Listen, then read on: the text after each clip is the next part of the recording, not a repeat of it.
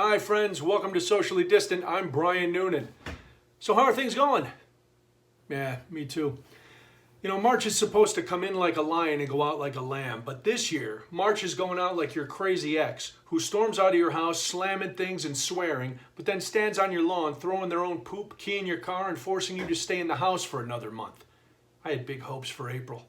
I figured I could jump back into the social scene, maybe hug a stranger, or wander aimlessly through a crate and barrel dreaming of a home with an open floor plan and reclaimed appliances. But now, the social distancing guidelines have been extended through April 30th. I won't be able to use it as a rebound month. May, that's right, May, I'm looking at you. Get ready, because Daddy's busting out of isolation with a social vengeance. Maybe. I'm trying to stay positive. Well, that's all we can do, right? Stay positive. It's tough though, isn't it? I've been close to tears at one point or another every day since this thing started. Yesterday, 500 people died, bringing the nationwide death toll to more than 3,400 people. Temporary hospitals are being set up in parks and convention centers. Rats are overrunning the French Quarter. And every time we turn on the TV, the facts about this pandemic get worse.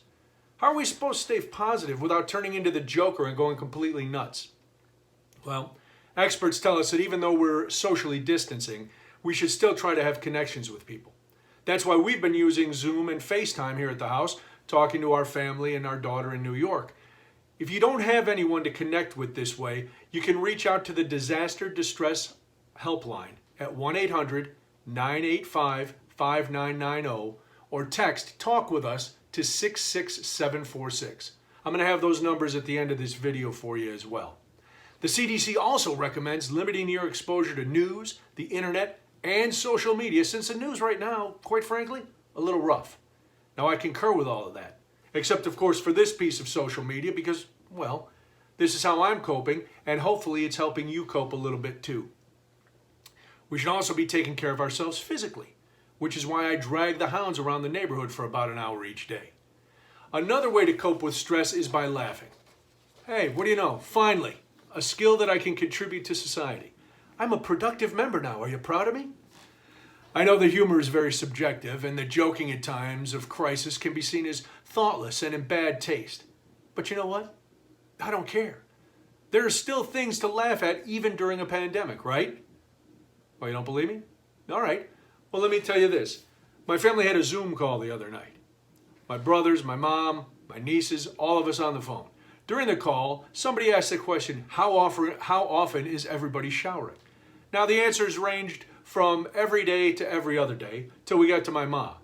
My mom told us she hadn't showered in 3 weeks, but then she justified it by saying, but she's brushing her teeth multiple times a day and puts on clean clothes every day. Now, granted, she's 83 and she's probably not working up much of a sweat. But seriously, stewing in your own juice for almost a month? That's a little crazy. Now, you could take that story as alarming and perhaps the need for a call for help. But no, to my brothers and I, it was fuel for a whole lot of body odor and extended quarantine jokes that made my mom laugh and helped brighten her day. My goal here has always been to share thoughts with you on all different kinds of things, just like I do on the radio show. And if you're a regular listener, you know that sometimes things are light and sometimes they're heavy. Well, right now there's plenty of heavy out there, so I'm going to try to keep it light. Not because I'm an ostrich with my head in the sand, but because we all could use a break from the non-stop horror movie that we're living through. With that in mind, let me share the story of Jenny Coleman, a mother of 2 from the UK. Like all of us, Jenny is self-isolating at home.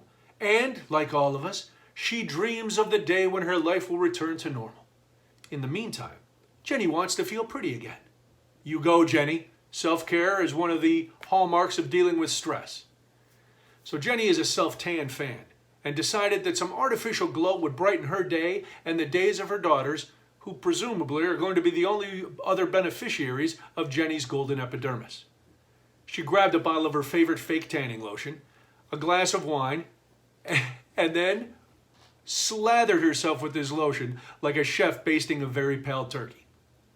She's enjoying her wine. She's waiting to wake up and bask in her newfound glow. However, the next morning, Jenny looked at herself in the mirror to discover that she was bright green from head to toe. That's right. Wicked Witch of the West, Cucumber, Shamrock Shake, Shrek Green. Jenny was green. You know what that tells us?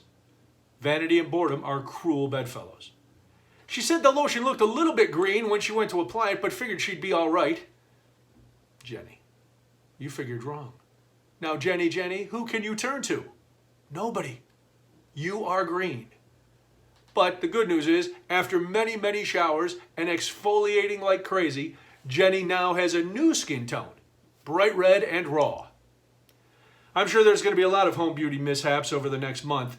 I'm anticipating one here since my barber is off limits, and this sweet dew does not stay sweet on its own. So we'll see what happens. All right, I gotta go. Until next time, stay safe, stay positive, stay home, laugh a little, and always remain socially distant. Bye.